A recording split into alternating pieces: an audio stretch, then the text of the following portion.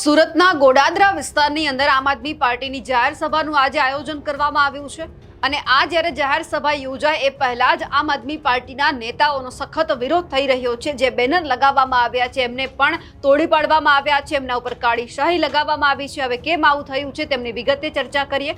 નમસ્કાર, આપ જોઈ રહ્યા છો નિર્ભય ન્યૂઝ અને હું છું આપની સાથે રિદ્ધિ।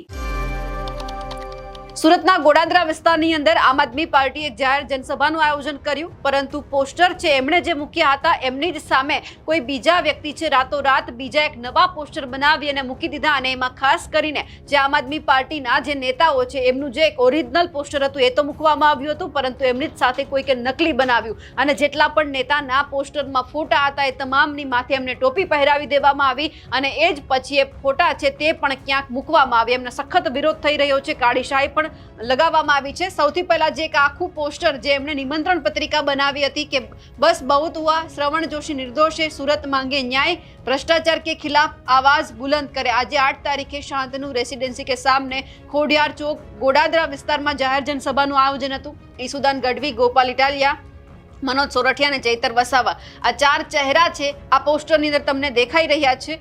ના ડરેંગે ના ઝુકેંગે, લડેંગે જીતેંગે, આવું એક પોસ્ટર આમ આદમી પાર્ટીએ બનાવ્યું હતું, પણ એમની જ સામે હવે કોઈક વ્યક્તિ છે આખું એક નવું પોસ્ટર બનાવીને મૂકી ગયા છે।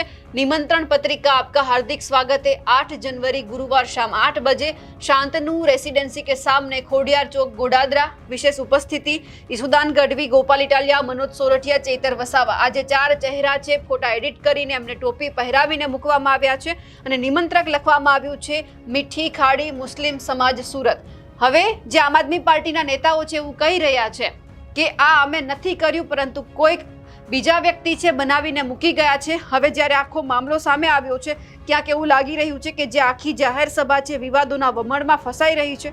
સભા શરૂ થાય તે પહેલા જ વિસ્તારના પક્ષના જે મુખ્ય નેતાઓ છે એમના વિરુદ્ધમાં પોસ્ટરો લાગતા રાજકારણ ગરમાયું છે। વિશ્વ હિન્દુ પરિષદ દ્વારા આ નેતાઓને હિન્દુ વિરોધી ગણાવી ઉગ્ર વિરોધ પ્રદર્શન કરવામાં આવ્યું। આ સાથે મુસ્લિમ ટોપી પહેરેલા આપના નેતાઓના ફોટા પર શાહી લગાવવામાં આવી અને ફોટા પણ ફાડવામાં આવ્યા છે।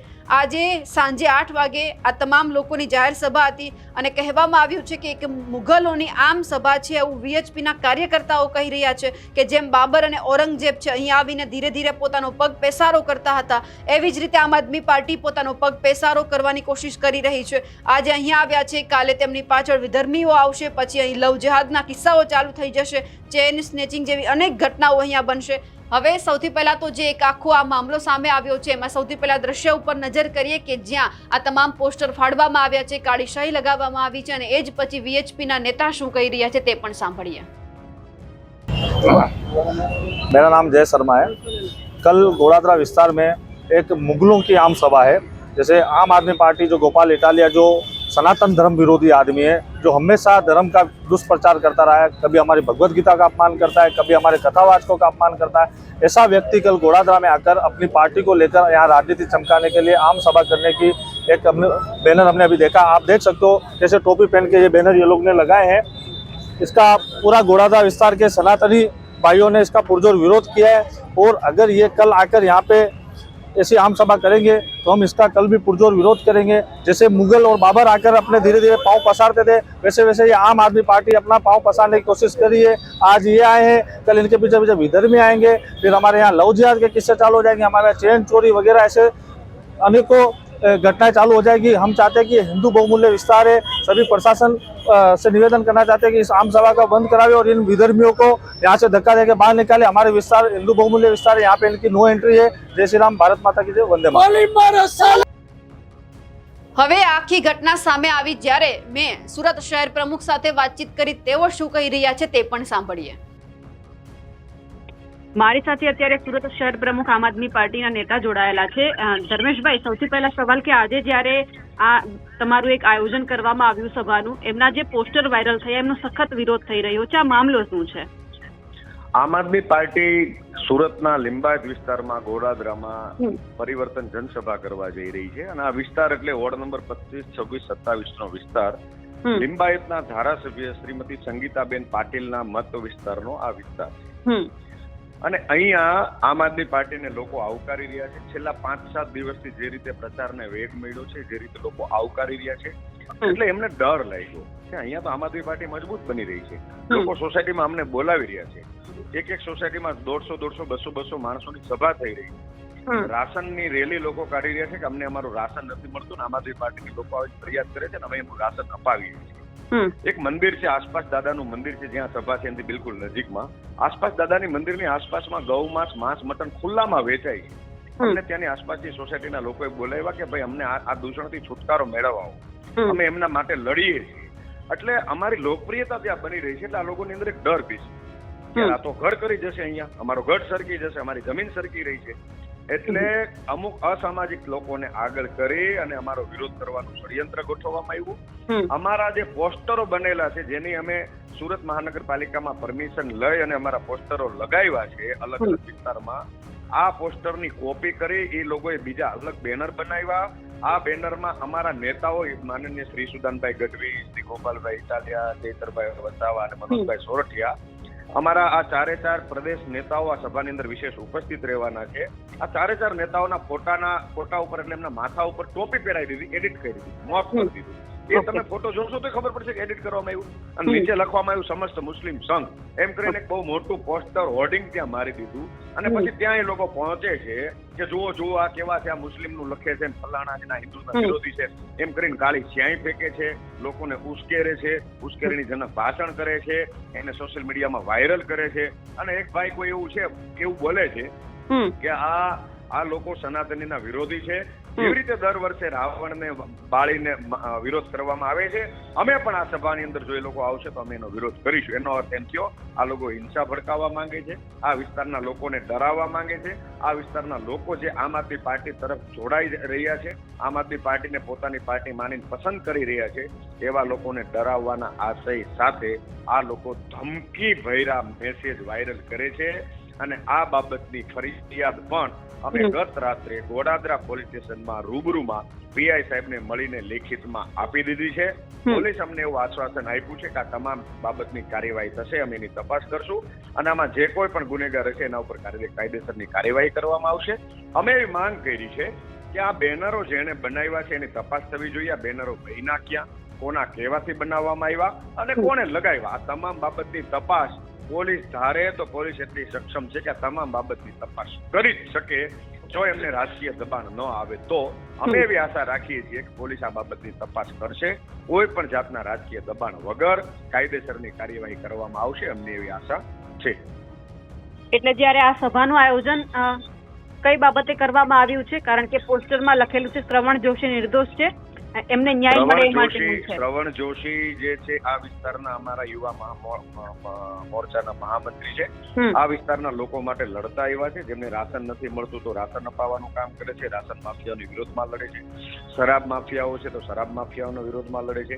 આ વિસ્તારમાં ખુલ્લામાં મંદિરની આસપાસ ગૌ માંસ મટન વેચાય છે તો એના વિરોધમાં લડે છે. એમને બંધ કરાવવા માટે લોકોની વચ્ચે ઉભો રહીને લડે છે. લોકો સાથે જ્યાં પણ અન્યાય છે ત્યારે હંમેશા એમની સાથે ઉભા રહીને લડત લડે છે.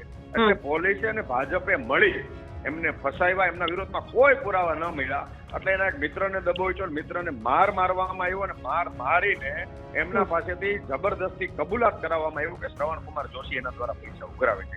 કોઈ પણ જાતના પુરાવા વગર એસઓજી એમનો દબોચી લીધા, કબૂલ કરાવ્યું, પછી એમના ઉપર એફઆઈઆર કરી અને આ બાબતની ફરિયાદ અમે કોર્ટમાં પણ કરેલી છે.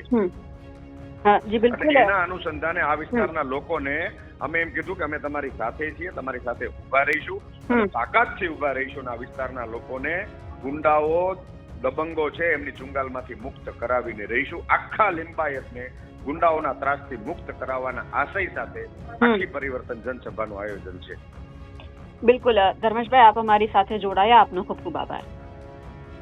હવે જ્યારે આખી બબાલ સામે આવી છે ત્યારે સુરત શહેર પ્રમુખની સાથે બીજા પણ આમ આદમી પાર્ટીના કાર્યકર્તાઓ છે પોલીસ સ્ટેશન પહોંચ્યા હતા, ફરિયાદ પણ નોંધાવી છે. તેઓ શું કહી રહ્યા છે હવે તે પણ સાંભળીએ.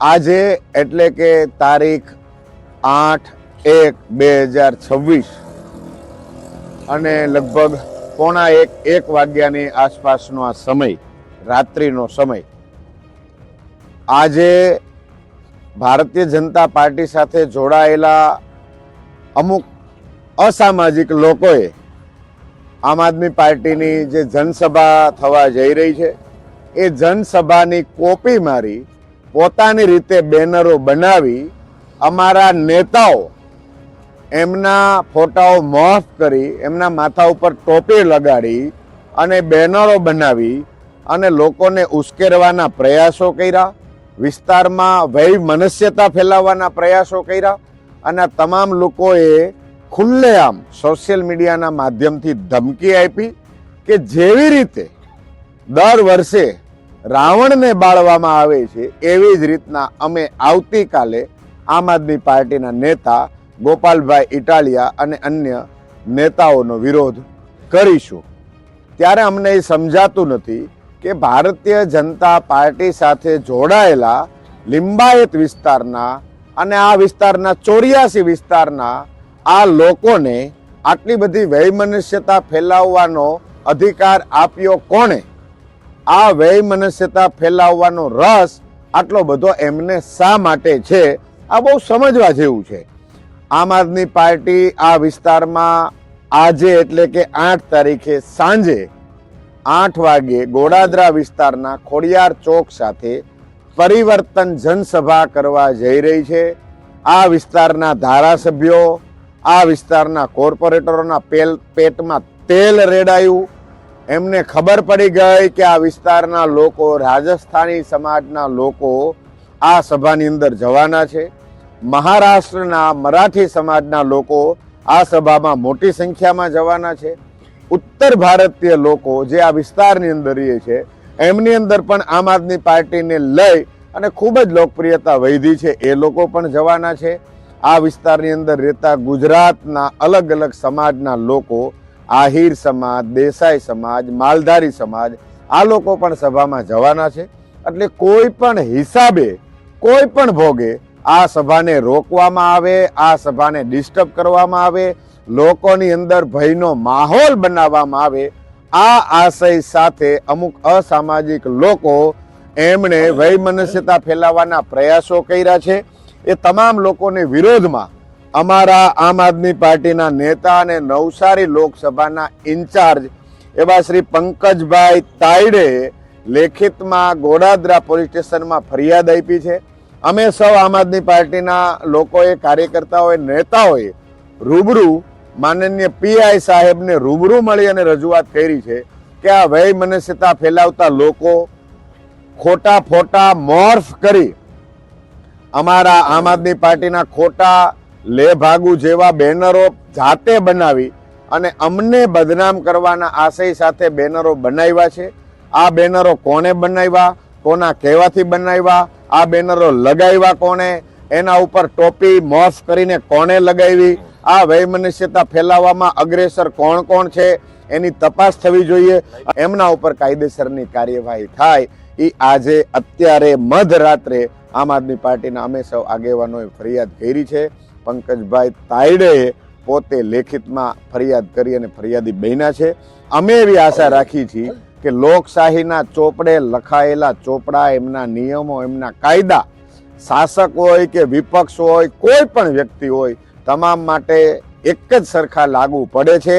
અને પોલીસ તંત્ર પાસે અમે એવી આશા રાખીએ છીએ કે જેમણે આવી વૈમનસ્યતા ઊભા કરવાના પ્રયાસો કર્યા છે, વાતાવરણ ડોળવાના પ્રયાસો કર્યા છે, એમના ઉપર કાયદેસરની કાર્યવાહી થશે એ જ આશા સાથે અમે આજે પોલીસ ફરિયાદ નોંધાવી છે. જય હિન્દ, જય જય ગરવી ગુજરાત. હવે જે આ ઘટના સામે આવી છે તેમને લઈ આપ શું માનો છો? કમેન્ટ કરીને ચોક્કસથી જણાવજો. સાથે જ અમારી નિર્ભય ન્યૂઝ ચેનલને લાઇક, શેર અને સબસ્ક્રાઇબ કરવાનું ભૂલશો નહીં. નમસ્કાર.